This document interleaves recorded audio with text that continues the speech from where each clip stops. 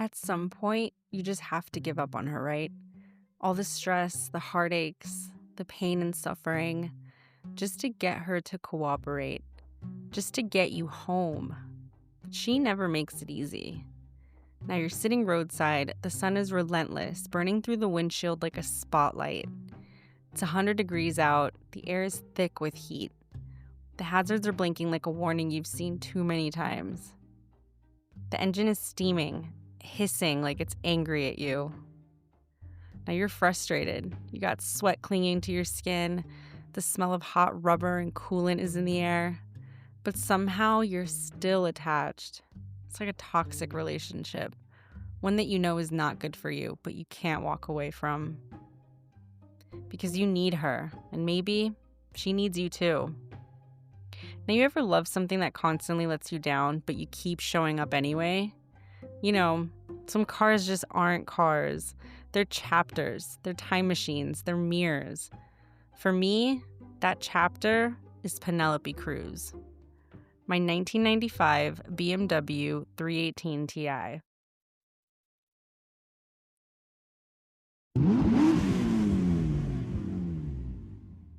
Welcome to the Throttle Culture podcast, a space where design, history, and emotion meet horsepower. This is the space for stories, for builds and for bonds, for the people who see more than just a car. They see connection. And today's episode is about a 1995 BMW 318 Ti and the bond between myself and this car, one that has lasted for many years and continues to evolve.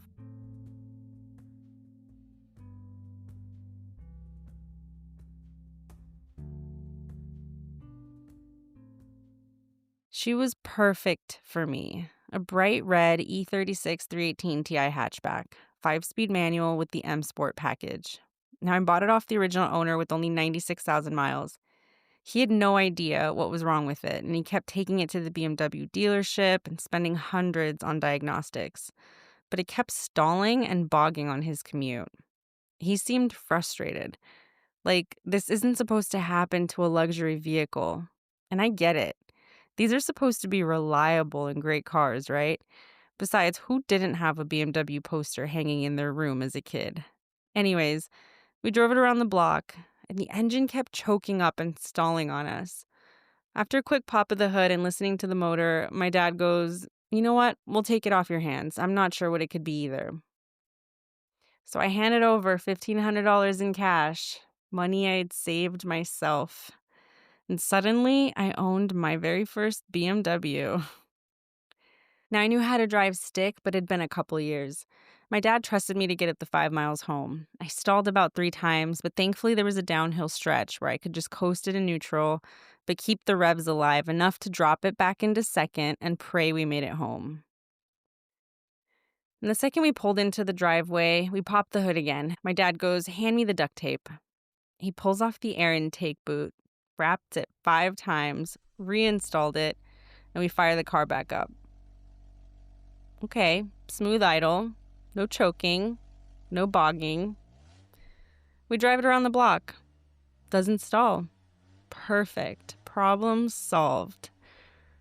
Now, I didn't end up buying a new boot for about 5 years, and when I did, I went straight to the BMW parts counter, and I got it brand new for $150. Man, I felt so proud to be able to afford a part that I could easily swap myself. And so I did. Right there in the parking lot, I got out my toolbox, unscrewed the hose clamp, put that new rubber boot on, and she was ready to run another few thousand miles with me. I call her Penelope because I always thought the grill looked like the pig nose from the girl in the movie Penelope. Look it up, you might agree. And I also think Penelope Cruise is one of the greatest female actors of all time. Just kidding. But anyways, of all the BMWs I love, the E36 generation is still my favorite. You picture the 90s, this car is the 90s. The lines are smoother than the old boxy E30. It's got flush headlights, tighter bumpers, and a slimmer kidney grille. It's like BMW was growing up, but still cool. But then you've got the oddball, the 318 Ti. With a shorter wheelbase, hatchback body, and a rear end that looks like someone took a saw to it. Some people call it quirky, some call it ugly. But behind the wheel, it was light, playful, almost tossable. Really the underdog of the lineup. And honestly, I love an underdog. In the US, BMW marketed it as the entry-level 3 Series. Sticker price, just under $20,000. It's about $5,000 less than the sedan. So who were they after? Younger buyers, really. Or people who wanted to say, yeah, I drive a BMW, but didn't want to pay the premium. Or even empty nesters, folks who still wanted something stylish but didn't need the space or a full sedan anymore. It was BMW's way of dipping into the affordable luxury lane. Worldwide, BMW built more than 370,000 of these compacts. But here in the US, fewer than 25,000 ever made it to our roads. And that scarcity is part of why this little hatchback has such a loyal following now. It's rare, it's weird, and it's got that cool mix of old E30 rear suspension with the newer E36 front chassis. It's a mashup that feels raw, connected, but fun. That's what makes people love it. So yeah, it's not the fastest, not the prettiest, definitely not the most popular. But for me, the 318 Ti is the kind of car that sneaks into your heart. The one you don't forget. And maybe that's why it's still one of my all-time favorites. And that hatchback is so good for traveling, especially when you have to carry all your shit in the back of it and make some room to sleep. It's actually quite comfy. Besides, carrying all my clothes, purses, shoes, books, everything. She also carried so many friends, animals, beach sand, bikes, car parts, and obviously memories.